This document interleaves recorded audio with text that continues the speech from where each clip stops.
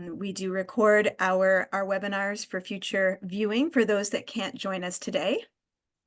And so today we are thrilled to welcome Dr. Andrea Creech for our webinar. I'll end this little presentation with a comment or two about what we're listening to and learning today.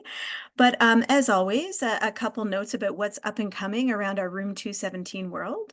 So the next webinar is going to be March 13th, and we're having Dr. Sarah Rose Black and Nick Cutts talk about music therapy and healthcare. Dr. Sarah Rose works at Princess Margaret, and Nick is a healthcare musician in the UK. And as always, this webinar, as well as the one in March, they count for CEU hours. So if you would like a certificate so that you can submit those CEU hours, you can always email Tanya Albus at room217.ca or info@room217.ca. And you register through Eventbrite, just like you did to get here, as you know. And so what's up and coming? We've been announcing that our conference this year is in the GTA, and it is in the GTA. We've just moved it slightly west of the GTA in partnership with Wilfrid Laurier University.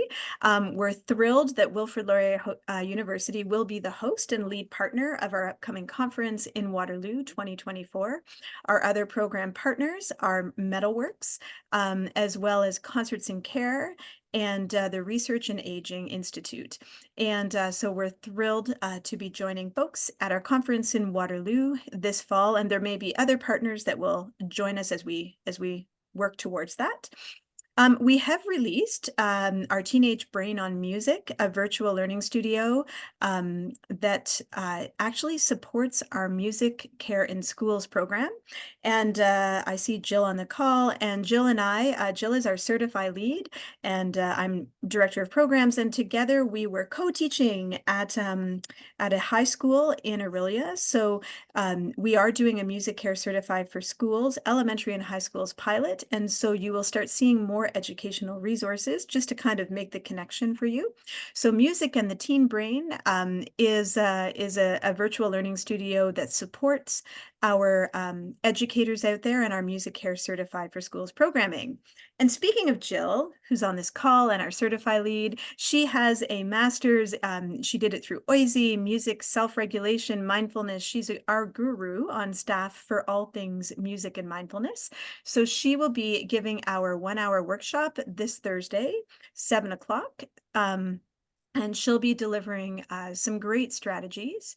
And it'll be great to have Jill join us for her first workshop, well, masterclass that she'll be actually delivering. So we're thrilled to feature her research and strategies. And she'll be using some of the activities found in our conversation cards, which she was a co-author on our team for. So welcome, Jill. We're happy to feature you this week. We've done a lot of training this week. We've had music care training. Our level 1 happened. We had 2 courses happening at the same time. That might be a first in music care history. We had a virtual session going in for caregivers online with Dr. Sarah Rose Black, and then Jill and I delivered a music care training specifically for educators and youth workers or those that work with youth in Aurelia. That was an in-person training. And we have a level 2 coming up March 21st and to 22nd. If you'd like to attend, you can register. Go to our website and look under training. And we have a level 3 coming up April in 2024. And then after that, if you missed our level 1 and you feel inspired to join, you may find our next level 1 in May. And we are growing our certified community. Just a reminder, if you'd like to learn about how you can be certified as an individual, reach out to G. Wortley at room217.ca or, of course, Tanya. But today, we are thrilled to be here to welcome Dr. Andrea Creech, who is a professor of music pedagogy at the Schulich School of Music, McGill University, where she holds a James McGill professorship and currently serves as Associate Dean for Academic and Student Affairs. Following an international music performance career, Andrea was awarded a PhD in Psychology and Education from the Institute of Education, University of London, where she subsequently was appointed Reader in Education. She returned to Canada in 2016 as the Canada Research Chair in Music in Community at the University of Laval. Andrea's research has covered a wide range of issues in formal and informal music education contexts, including interpersonal dynamics, informal learning, inclusive lifelong learning, and music for positive youth development. She is co-author of Active Aging with Music and co-editor of Music Education in the 21st Century in the UK. Her most recent co-authored book in 2020 is Contexts for Music Learning and Participation, Developing and Sustaining Music Possible Selves. And she has also co-edited the Routledge International Handbook of Music Psychology in Education and in the Community. And this webinar today takes a retrospective look at 15 years of research concerned with why, where, and how older adults participate in music and how they can best be supported in accessing joyful, meaningful music making throughout later life. We'll delve into research that has revealed what motivates older adults to embark on journeys of discovering or rediscovering their musical possible selves, and what environmental factors may support creative, social, emotional, and personal development. Recognizing that older adults are extremely diverse, the webinar will draw on examples from several differing later life contexts, with a unifying theme being the pedagogies that can support music participation that is experienced as meaningful and creative. And so thank you so much for joining us, Dr. Andrea Creech. Thank you very, very much. It's such a delight to be here. So the first thing I've got to do is just share my screen. So I'm going to, I was just saying before, this is always my really anxious moment. Oh, hang on, I have to do it again because I forgot the sound. Hang on a minute. No problem. You caught it before it happened. That's right. Okay, got it this time. All right. Okay, and then I'll just do start. There we go. I think we're in business. Okay, so it's such a delight to be here. I want to wish everybody a very happy Valentine's Day. I know here at the Schulich School of Music, we have a gratitude wall up, and there's kind of quite a good vibe going around the building. And I just want to say thank you for inviting me to be part of this series. It is a real honor to partner with a group like Room 217, who I admire very, very much.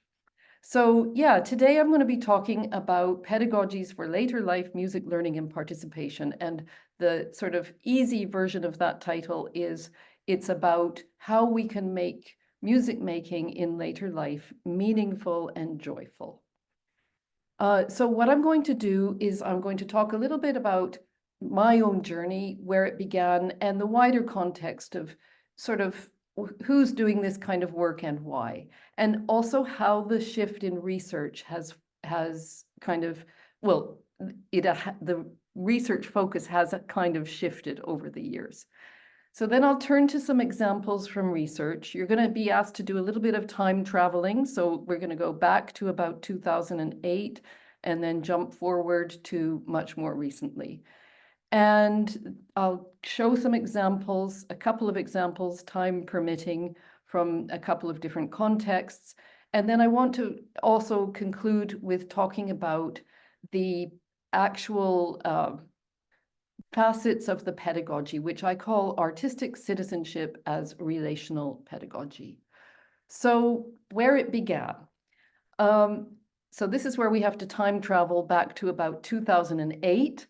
Like many researchers, like most researchers, I would say, my research has focused on the issues that are personally very, very important to me, the issues that in my life I'm invested in, curious about, interested in, and also the issues where I can bring some kind of expertise.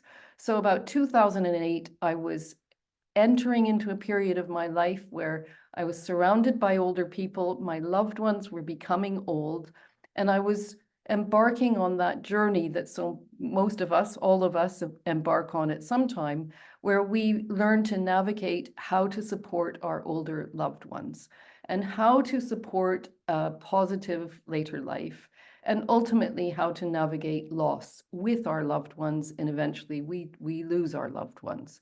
So there's me with my dad, and very influential person in my life, but I would say my interest in this area really grew out of those relationships in my own life. And I was a musician, I was a researcher, I was a psychologist, I was a music educator with some expertise in relational pedagogies, and I was really interested in how I could kind of leverage some of those skills and interests and use it and mobilize that in such a way as to make a difference in and to more fully understand this world of aging and what music might mean.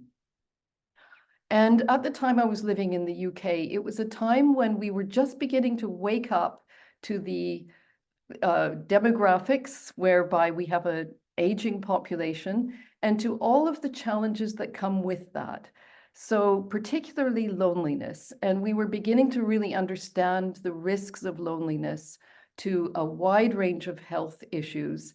And those of us working in the arts were beginning to really focus on, well, what could the arts bring to these discussions about loneliness in older age, about mitigating risks and enhancing positive later life. So that's where it kind of began. And just to put that into context, I'm sure everyone on this call is well aware that we are living with an aging population. In Canada, we now have more people over the age of 65 than under 15. And globally, I really like to show this slide whenever I present on this topic, because I think it shows very clearly globally the proportion of the population aged 100 and above is set to increase by 1,004% by 2050. So that's a trend between 2010 and 2050. That proportion will have increased by 1,004%. So that's the kind of context that we're in, and we certainly were in about 2008, 2009. So just before I tell you about some of the research, I want to just give you a little glimpse into what it's been like for me to build relationships with groups of older people and to make music with them. It seems really ordinary, but I can tell you that it actually feels extraordinary. So I'm just going to give you this little example. This is actually much more recently. This is in about 2017. And so I'll just fast forward a little bit to where it is.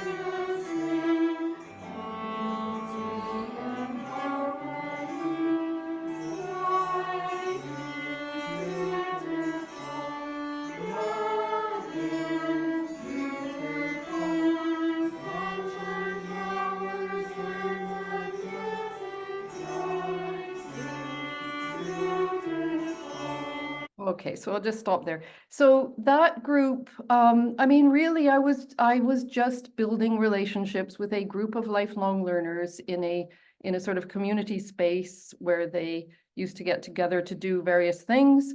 And none of them had ever had any musical training, but they were interested in music. And what they were using there was the iPad app Thumb Jam. And that was really successful. They had explored all sorts of different instrument sounds. They had learned about chord structures. They'd composed songs together. And I was just there as a resource. So I was just, they were trying things out, and I was there to sort of support that.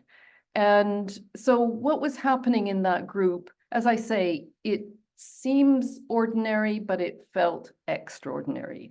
And these were people who, you know, a couple of weeks before, if you had said, you're going to perform a song that you have composed, they would have never believed that. And so that's just a little glimpse into what, I guess, why I'm here and why I love this kind of work. So I'm going to turn now to some of the evidence. So we have to time travel again back to 2009. And so I was still in the UK, and I've told you a little bit about the context. At the time, the UK government put a lot of money into a research program called the New Dynamics of Aging. And this was a very, very big, ambitious, wide-ranging program of research that covered many, many topics that were in service of supporting positive aging. So we were one of many projects. We were the only project that focused on music. And at the time, we were very focused on music in service of quality of life, music in service of well-being. So that's what we were really thinking about. The potential benefits of music to support well-being. So we were looking at social, emotional, and cognitive outcomes of participation in music. And we partnered with 3 different organizations who helped to curate musical groups that our participants could take part in. We had about 500 participants, and they took part in all sorts of different kinds of music making, ranging from choirs to samba groups, to steel pans, ukulele groups, recorder groups, songwriting groups. And then we also had another group of participants who took part in other things. So they did leisure activities, but not music. So they took part in knitting, pottery, a book club, or a language class. So that's what we did. And over 9 months, they took part in these weekly activities. We went and participated in many of the groups and collected evidence through observation. We also interviewed participants and had focus groups, and we collected measures of well-being over time. So what we found with the measures, there were 3 different dimensions of well-being. The first was a sense of purpose. The sense was a sense of autonomy stroke control.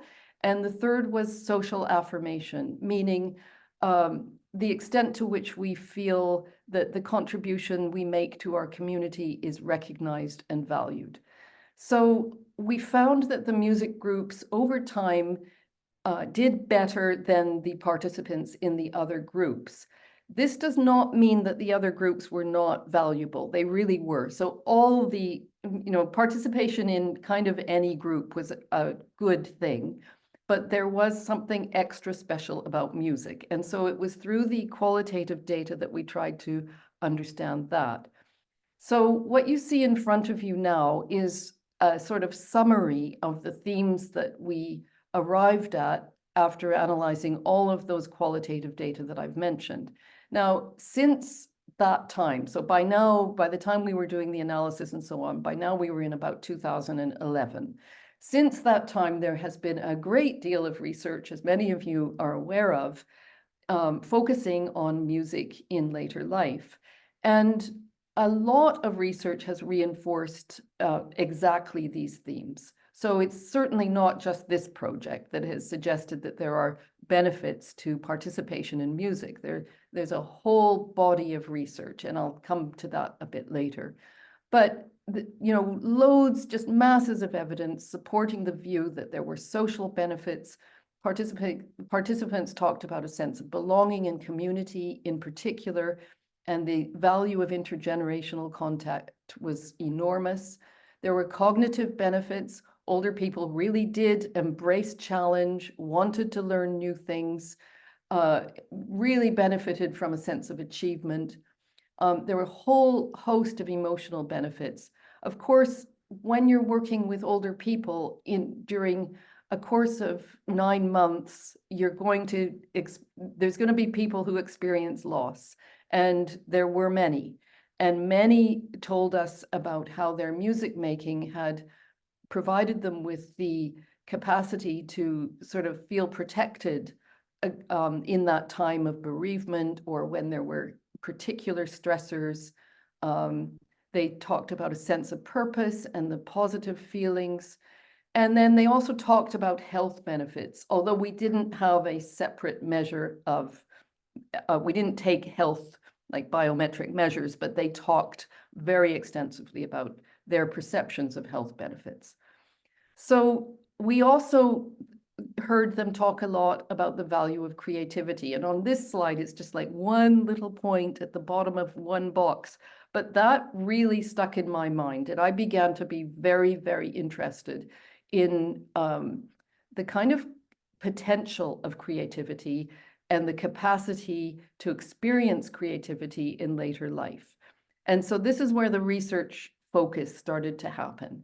So now we fast forward a little bit. I came back to Canada in 2018, developed a partnership project, and Room 217 was one of our partners. I'm extremely grateful to them. They've been so helpful and wonderful. But we were a group of about 5 academic institutions partnering with community partners in various parts of Canada. And the focus in this research was now on creativity and the capacity for actual musical development. So now we had really shifted towards thinking about like facilitation. How can we maximize the benefits that are fairly well documented? And we were also interested in whether technology could play a role. So could technology be used in various different ways? And I use technology in a very broad way. So could some kind of technology provide access points into a creative later life? So each of our partners had different projects. So they each established their own projects, and the projects varied according to context and the sort of goals of individual groups that they were working with, but they were all united by this focus on creativity and facilitating actual musical development and the potential for using technology. So I'm going to speak just a little bit about the projects that I was most directly involved in, and that was in Quebec City and one that was in BC. So as I mentioned, we were focused on the musical and the co-creative kind of experience that was possible with these groups and the technologies and pedagogies that we could use. So we had, we organized the project as what's called an action research project. So essentially that was 3 cycles of workshops, and each cycle had 8 workshops. So they were weekly workshops. So imagine, you know, a cycle of 8 weeks and then a little break and then another 8 weeks and so on. Now, of course, this started in about 2018, 2019. Little did we know that 2020 was around the corner. And so in most of the projects, by the time we got to the 3rd cycle, we had to pivot to some kind of an online or virtual environment, which for this project was actually super interesting. It was difficult, but it was super interesting because we were really able to explore how we could use technology and whether we could achieve, you know, sort of these creative kinds of outcomes within a virtual environment.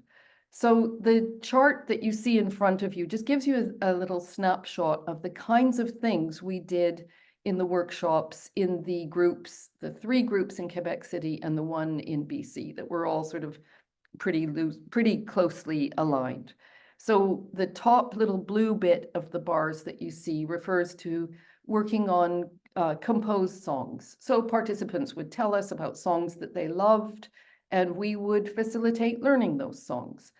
The kind of burgundy part refers to exploration. So we did a lot of exploring different ways in. So we used different kinds of technologies. We used iPads, we used adaptive instruments, we used some acoustic instruments. So we just tried to find the way in to meet different needs. And then the sort of light green, or whatever we call that color, turquoise or something, refers to composing. So we did quite a lot of songwriting, even more songwriting when we got into pandemic territory. That turned out to be a really great kind of way of working. And then the purple part is improvisation. And finally, the dark green at the bottom is learning musical concepts. So, and the learning musical concepts was on a need-to-know basis. So I'll talk about this a bit later as well, but I'm sure that many of us know that as we get older, we don't have time to learn things we don't need to know. And, but we want to learn things that we do need to know. So on a need-to-know basis, we facilitated figuring out and learning about musical concepts. So that was really in a kind of iterative way working with our participants. So I'm going to give you another little example now, and this is actually from the project that took place in the long-term care in BC that we were working with. And this was a sound beam project. So I think some of you are familiar with the sound beam. If you can imagine a kind of invisible keyboard. So there's a kind of little microphone looking thing that an invisible beam emits from. And you make the sound by manipulating that beam with movement. So it can be movement with your arms or with any part of your body. And you can program the sound so that it has particular instrument sounds or a scale or a sample of music. But the key thing is that the participant manipulates the sound just as we do on any other instrument. And so you'll see that happening in this little clip.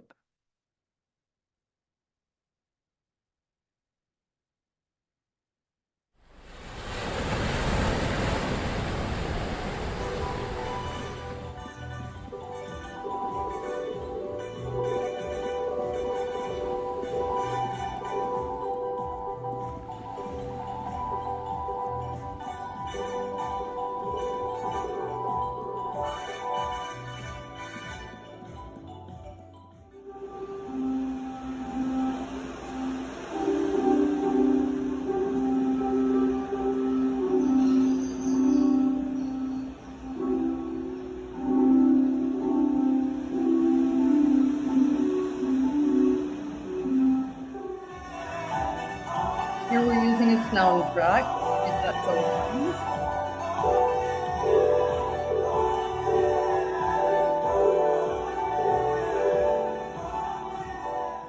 Nice job, Shirley. Okay, now we're going to do a little exercise together, okay? So we're going to put our hands like this and follow my lead. Okay, so ready? So nice and slowly. All the way up. Yeah, very good. And all the way back. So we're going to focus our eyes into the beam. So when the green light's on, this is when the music is activated. And all the way back down. Yeah, you got it, Shirley. Nice job, Maggie. How's it feel playing the blues, ladies? It's pretty good, right? What do you think, Maggie? I think it's just A-okay. Just A-okay. All right. Nice, ladies. All right, all together now. I see those rich folks in on a busy down. They're probably drinking coffee. So that gives you another little glimpse into some of this work. I'm going to skip the next example, which is from the online environment, just for the sake of time. So we videoed all the workshops. And so then you can imagine we had a mass of videos and because we're researchers, we wanted to analyze the videos. So to try and understand the capacity or the possibility that some musical development could have occurred, which we felt had, but we wanted to be able to evidence that, we used a framework known as sounds of intent. And this wheel just shows you the basic framework. So in sounds of intent, the three domains of musical behaviors are reactive, interactive, and proactive. And at the very center of the circle is the very most basic kind of musical behavior. So the like unintentionally making sound or just relating kind of unwittingly through sound. So in our groups, we didn't see anything that basic at all. And then in the framework for Sounds of Intent, it progressively gets more sophisticated as you go towards the exterior of the circle. And there are 6 levels. And so you can see, for example, in the interactive domain, by the time you get to level 6, the descriptor is making music expressively with others, with a widening repertoire and in a range of different styles and genres. So it goes from very basic to really very sophisticated.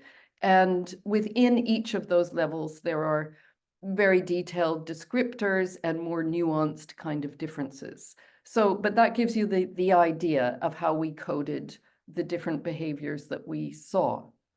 And so I want to show you this slide because I love this slide. So this shows you the progression over time over the 8 workshops of the first cycle in our research. So these were all in-person workshops. And the top graph shows you the independent living older adults. So these were adults living in the community who met in lifelong learning groups. And so this is their musical behaviors coded over time. And the bottom is the participants in 2 different residential care contexts. Again, musical behaviors coded over time. So it really tells the story of what you would expect. In the top graph, the independent living older adults, you can see that in the first 6 workshops or so, they're kind of exploring, and they're, so there were highs and lows, and they did some great things, and then they explored some more. And so it was kind of like getting to know each other and trying to figure out what we were doing. And then by about week 6, they really knew what they wanted to do, and they took off. And you can really see that, and that's what we felt happened, and that is what they said happened, and it's kind of reflected in the quantitative data as well. And then the bottom part, the residential care, I think what I love about this is first that it really shows some evidence in support of the view that musical development is entirely possible amongst older adults, irrespective of whether they are living with cognitive decline or physical limitations, whether they're living in long-term care or living independently. So we can see that there is a real progression over time. You can see that they started with quite basic levels of sort of musical behaviors, and they really, really started to be able to collaborate and express themselves musically in more sophisticated ways over time. And then there's a dip in week 7, and I know exactly what happened. What happened there was that we had planned a kind of concert in week 8. And so in week 7, we were all anxious. The facilitators were anxious, the participants were anxious, and we were all worried about what we were going to do in the concert and what that was going to be like, and would we have something to actually present, and what would people think?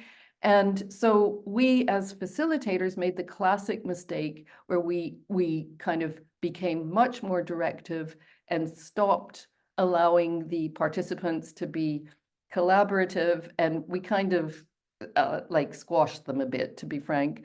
And so, that was a learning point for the facilitation team. And but that is really, it again, it tells the story of what we really experienced. So that's to do with musical development. And then I mentioned we were also really interested in creativity. And I'll tell you why creativity is so fascinating to me for older adults. So I always use the phrase, it's within creative moments that older adults can protest against narratives of decline.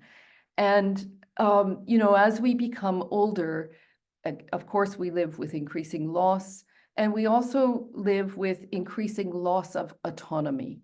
And if we can provide and create the conditions within which older adults can experience mini-C moments of creativity. These are the moments when they're just moments, and they might be even fleeting moments, but they're those moments when we we experience something different or new, or we take a risk, or we experience some collaborative kind of empathy. We experience a joyful moment in something we didn't know that we could do, like in the example of my little group at the beginning. And so the indicators we were looking at are the indicators that you can see on the slide. And these are indicators of co-creativity that have been documented in research. So again, that was our framework. And we analyzed the videos. And again, this is another slide that I love because it really provides evidence that indeed we can create the conditions where there really is the capacity for experiencing creativity in increasing ways. And so over time, you can see that the independent, the graph represents the number of moments of mini C creativity and the number of creativity indicators that we noticed.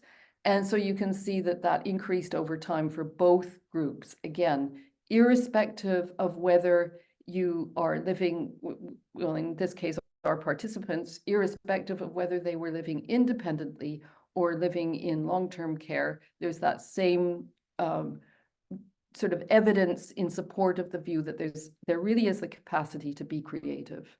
So what that tells us is that when facilitated in appropriate ways, it's possible. So we also found from that project that we found lots of evidence that older adult novice musicians were very curious and very open about using technology. And that, again, was across the board. In fact, I would say even more so in the long-term care. We, as I said, found that there was certainly evidence of mini-C creativity being experienced and that development was possible. Our participants welcomed challenges, although they needed some support, but they certainly wanted challenges, and the collaborative part of it was very important. So I'm now just going to fast forward again a little bit, and this is 2022, and I was working with my colleague Tuulikki Leis, who is a researcher and a wonderful musician in Helsinki. She works at the University of the Arts, and she has pioneered and developed an organization called Rock Hubs. And so this is rock bands for older adults. And we definitely incorporated rock bands into some of our groups, and they were with Tuulikki's help, and they were super successful. So Tuulikki and I were interested now in looking back over the evidence over that period of time from 2010, when policy documents were beginning to really enshrine the right to lifelong education and learning. And so that happened in about 2010, and we wanted to look between that point and 2022, where we then were. What did the evidence about older adults in music learning and participation actually say? And so we did what's called a systematic literature review. Anybody who's interested, I can give them it's open access, I can give them the link to that paper. And we eventually found 68 papers that fulfilled our criteria for what we were looking at. We were looking for research with older adults and that had a real focus on music learning and participation. And we found 5 overarching themes in the research. So the overall body of research has focused very strongly on, you see in front of you the 5 themes. So there was social connectedness, and of course I've talked about that a little bit, but that has been reinforced over and over, the sort of value of lots of evidence in support of the view that making music together for older adults serves this purpose of providing a space for social connection. Then there's also quite a lot of research that looks at musical engagement as a space for self-fulfillment. So they focus more on the personal. So things like identity and personal growth. The third theme is the one about well-being. So lots of research that looks at music strictly in terms of its value in service of well-being. So not music for music's sake, but music for the sake of well-being. And then there's the fourth theme, which was music participation related to lifelong musical experience. So these are the kinds of studies that look at early musical experience, and these researchers are interested in whether what we're able to do in our later life is related to or dependent in some way on the kinds of experiences we had when we were children. And then finally, there's the fifth theme, the developmental possibility. And I suppose my work probably falls into that box mainly. But what we found, we also found some points that I would say are, I guess, are highlights of what is missing and what needs to be still looked at, and sort of our critique of research. So we found that still in 2022, the idea of an older adult being a learner was very inadequately addressed. So almost all of the research is looking at, what are the benefits, but not conceptualizing older adults as learners. And my view is that that's part of a relational pedagogy, is respecting older adults as learners with the capacity to learn just as anybody else does. We also found that intersectional identities were actually completely ignored. We didn't find any study that had not reduced identity to chronological age. So identity was simply that. And so gender was represented as binary, and that was kind of quite striking. And the most striking thing was that in every single paper we reviewed, and I'm being critical of my own research because my own papers are in this group of papers, is that there's a recurring surprise that older people could do anything musical. And so almost every paper finishes with this, wow, isn't this surprising and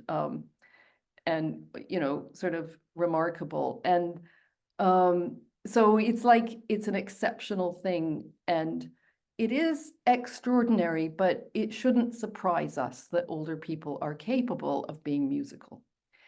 And we also found there was little discussion of the ethical dimensions of pedagogy, and very little critique of the idea that any music is good music in any context.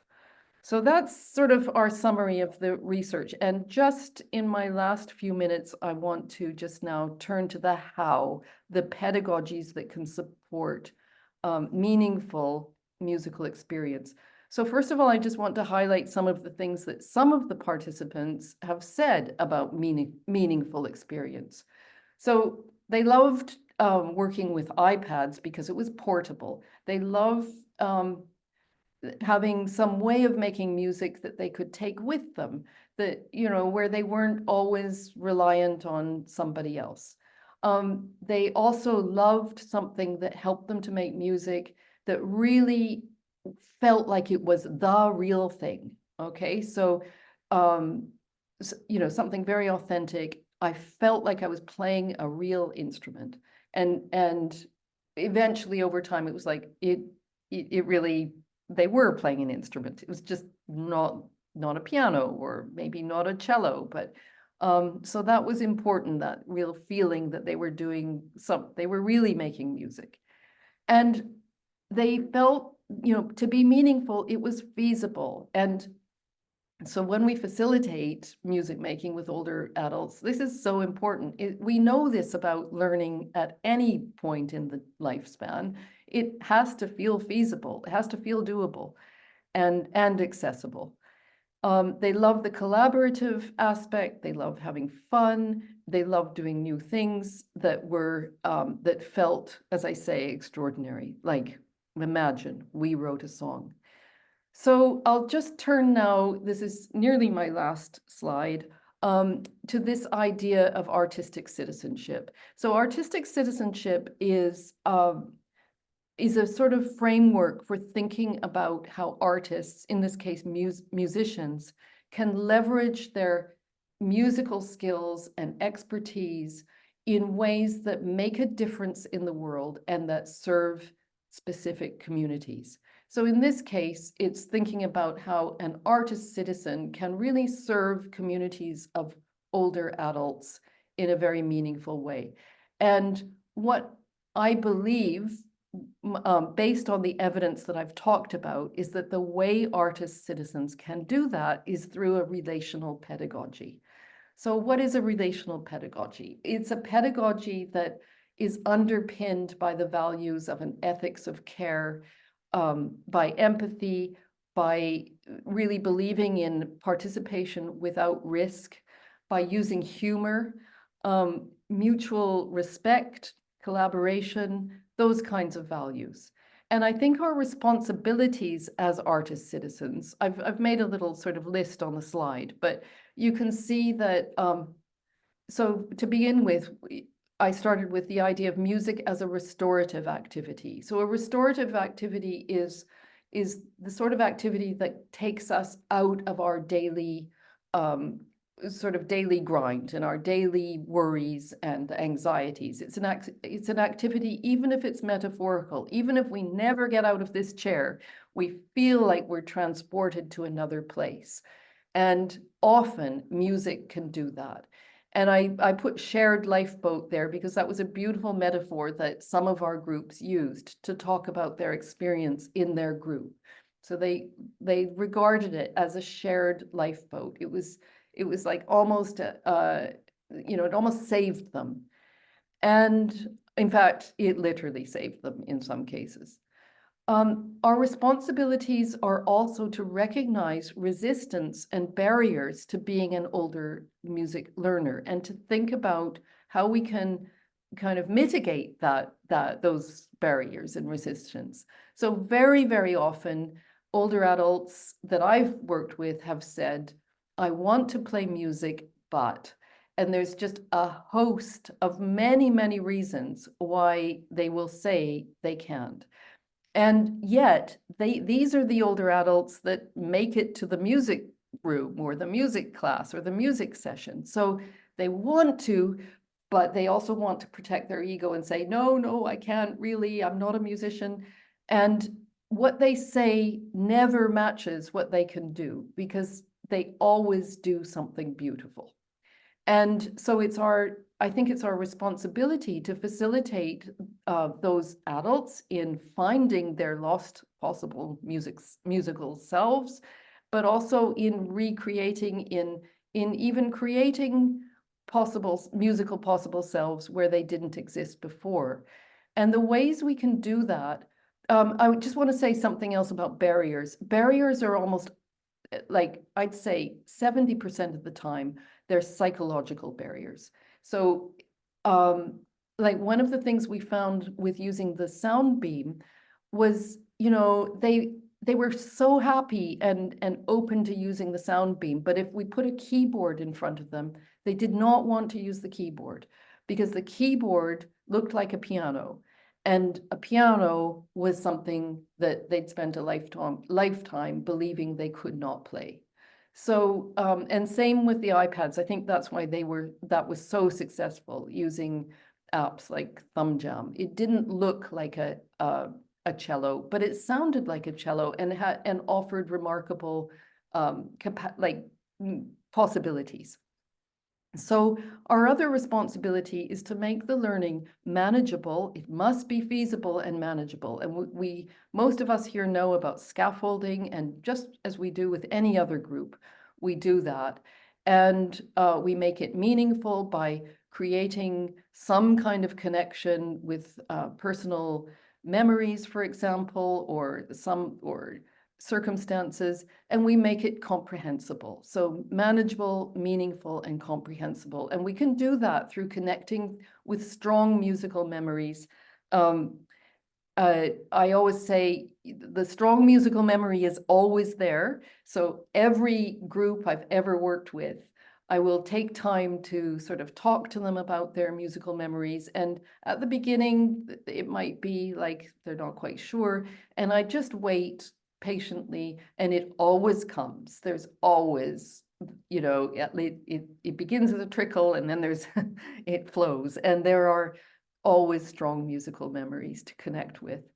It's also like using listening and silence, because that's also part of making music. And using improvisation as a vehicle for recognizing individuals and really for that risk-free kind of collaboration and participation. And then I will also mention quality of life. So although my focus has really shifted from quality of life to pedagogy, development, creativity, quality of life is super important. And of course, social connection is so integral to that.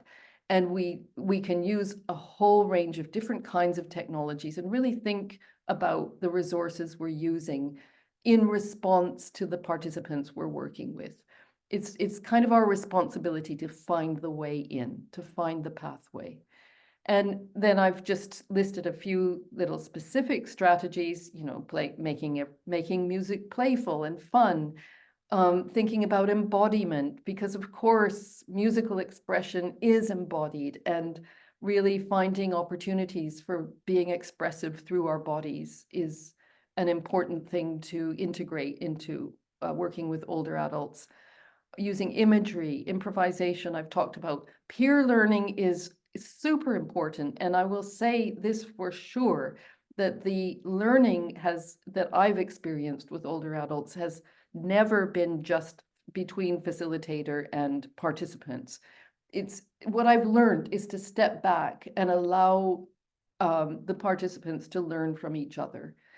And so allowing space for that sort of building relationships, building friendships, and actually helping and learning from each other is really important. Because when we go away, they're going to still be there and with their relationships. And if they can do something together, that's something achieved. And I've talked about the just-in-time problem solving, which is so important. And then I'll just say celebration. I mean, celebration is so key. And so building in little opportunities to celebrate the mini C moments of creativity and learning. So I'm just looking at time. It's 4:23. So I was going to finish with another little example, but I'm not. I'm going to finish there. And happy to answer questions, and happy to provide further resources for anybody who's interested. So thank you. So I'll stop sharing. Thank you so much. Andrea, you've kind of blown my mind, if I'm honest. It's really, I'm going to open the floor for anybody that has a question.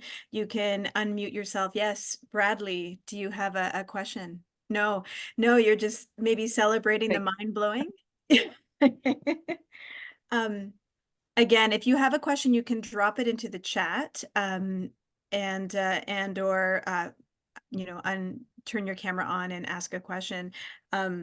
You have me thinking a lot just in the work we do, in the role we do, education and resources, Andrea, and your comments about how to facilitate these types of groups have been really, truly meaningful. The things that you've learned for, in the 7th session, you were talking about, that dip, what happened, and the learning that you've had as a facilitator. And I don't see any other questions, but I mean, our team would love to. What tips do you have?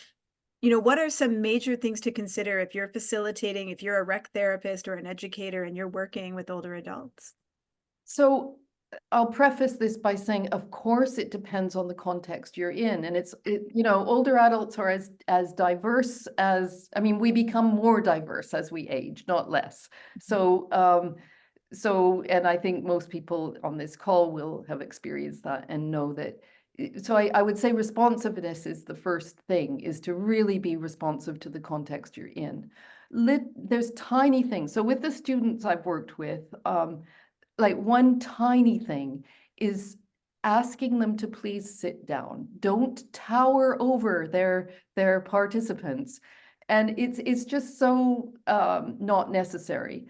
And by just sitting in the group, immediately creates more of a sense of collaboration. And I mean, sometimes you need to stand up, and so, but if you stand up, walk around and take the time to maybe put a hand on a shoulder and make personal connection.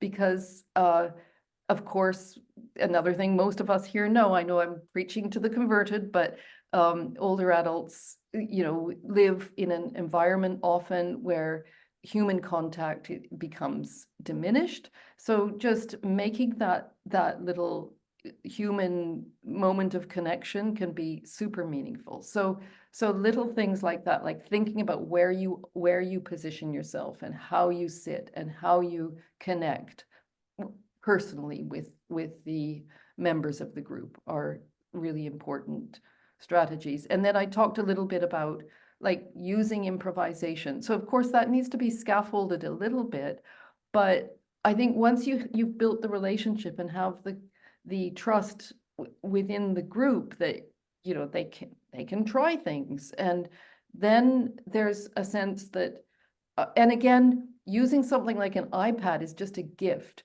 because they'll try on an iPad and do beautiful things in a way that they would not try on a keyboard or on a recorder, or God help us, but you know, or on something else. So yeah, something that doesn't have all the baggage that comes with more recognizable musical instruments, we've found was really freeing. It levels the playing field, so to speak, Yeah, right? Yeah. yeah. There is a question from Leanne. When you are introducing a new way of making music, like with an iPad, how many sessions does it take for participants to become comfortable, assuming that scaffolding has taken place? Well, again, you know, it's completely context dependent, Mhm. but I've found, so I've worked with iPads in long-term care contexts and also in various community contexts. And I found like within one session, you know, irrespective of the context, it's possible to use it in a pretty creative way. And I really love the app Thumb Jam. They should pay me to I just love it. And it's got so many creative possibilities.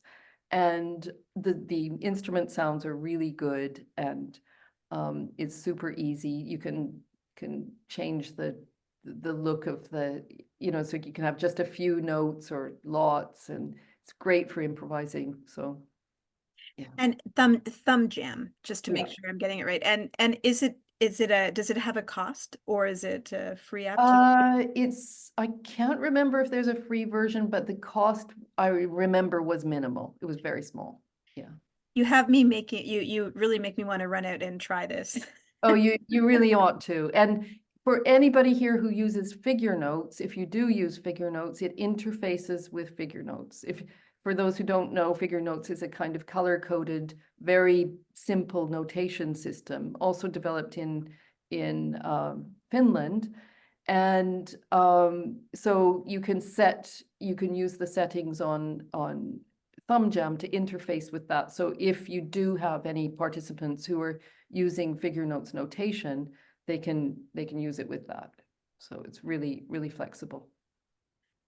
Well, thank you so much. We're at time. I want to say, and thank you. I love how you admit all of your learnings through the session. I learned so much from you, you know, as somebody that facilitates, Yeah. you know, that I think for me as a music educator, that seventh, you know, session really stood out, because sometimes we focus so much on that performance that it gets in the way, right? Yeah, and can I just say, that's not to say that I think having a performance is a bad thing. I Yeah. think like by all means have a performance. It's just don't fall into the trap that so many of us fall into and get too anxious about it. You know, it will be what it is, and just trust in like older people are amazing, and they'll do amazing things and beautiful things. So yeah.